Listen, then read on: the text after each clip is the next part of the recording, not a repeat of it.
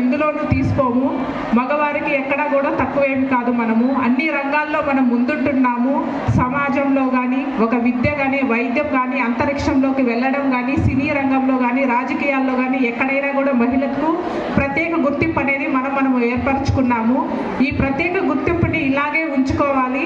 ఎందుకంటే మహిళలు ఎందులోనూ తక్కువ కాదు, ఎందులోనూ తీసుకోరు. ప్రతి ఒక్క దాంట్లో మనం ముందుంటున్నాము. మన మొట్టమొదట ప్రధాని అయిన మహిళ కూడా ఒక మహిళే.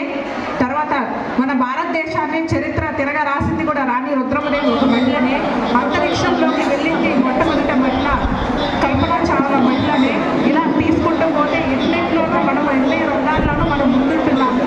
మన వెంకటగిరి మున్సిపాలిటీ అయిన తర్వాత ఫస్ట్ మహిళ మన దొద్దు శారదమ్మ గారే మున్సిపల్ చైర్పర్సన్ అయింది కూడా మహిళనే.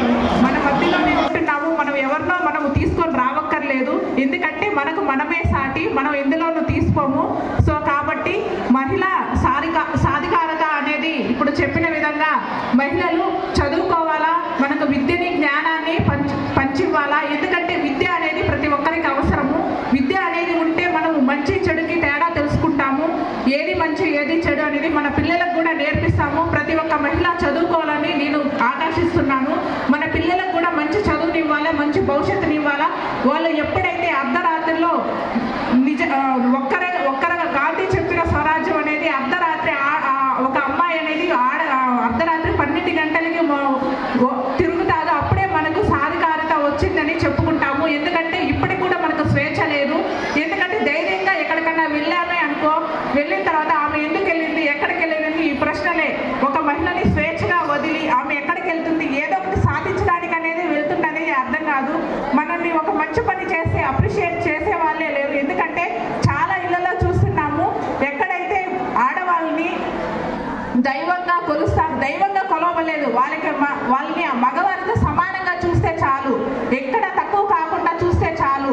మనం ఒక తండ్రి ఎప్పుడైతే తన కొడుకుతో సమానంగా ఒక ఆడపిల్లని చదివించగలుగుతారో, ఒక అన్నయ్య ఎప్పుడు తన చెల్లెల్ని ఆ అమ్మాయిని తనతో సమానంగా చదివించాలా అనుకుంటారో, ఒక భర్త తన భార్యని సమాన హక్కులతో సమానంగా చూడగలుగుతారో, అక్కడ కుటుంబాలు కానీ, అక్కడ ఉన్న వాళ్ళు కానీ, చుట్టుపక్కల వాళ్ళు కానీ సంతోషంగా హ్యాపీగా ఉండగలుగుతారు. ఎందుకంటే వాళ్ళు ఒక పని చేసినా అప్రిషియేట్ చేయరు. చేసావులే అని కేర్లెస్ గా తీసి పక్కన పడేస్తారు. చాలా మంది ఇళ్లలో చూస్తున్నాము. చూడట్లేదా మీరు? చూస్తున్నారా లేదా? చూస్తున్నారు కదా. ఎక్కడైనా అప్రిషియేట్ చేయరు. చేసావులే, ఏం చేసావులే అని అంటారే తప్ప నువ్వు చేసావు అని ఎప్పుడు అనరు. మనం ఏదైనా సాధించాము అనేది మనమే అప్రిషియేట్ చేసుకోవాలి. కానీ మగవారు మాత్రం ఎప్పుడు అప్రిషియేట్ చేయరు. చాలా ఇళ్లలో చూస్తున్నాము. ఎక్కడైతే ఆడవాళ్ళని అప్రిషియేట్ చేసి ప్రోత్సహించగలుగుతారో అక్కడ చుట్టూ ఉన్న వాళ్ళ ఇల్లు కానీ, వాళ్ళ సొసైటీ కానీ, సమాజం కానీ ముందుకెళ్తూ ఉంటుంది. సో కాబట్టి ప్రతి ఒక్కరు కూడా నీ గురించి చెప్పట్లేదు, స్వతంత్రం ఇచ్చాడు కాబట్టి నేను ఈరోజు ఇక్కడ నిలబడుకొని ఉన్నాను. మీ అందరికి కూడా మీ ఇళ్ళల్లో మీ మగవారు మీకు కూడా స్వేచ్ఛ స్వతంత్రం ఇవ్వాలి. మీరు కూడా ఎంతో ఉన్నత స్థాయికి చేరుకోవాలని, మన పిల్లల్ని కూడా మంచి అభివృద్ధి స్థాయిలో నడిపించాలని మీ అందరినీ కూడా నేను కోరుకుంటున్నాను.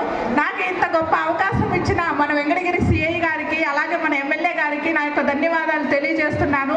ఇంకొకసారి అంతర్జాతీయ మహిళా దినోత్సవ శుభాకాంక్షలు మీ అందరికి కూడా తెలియజేస్తున్నాను.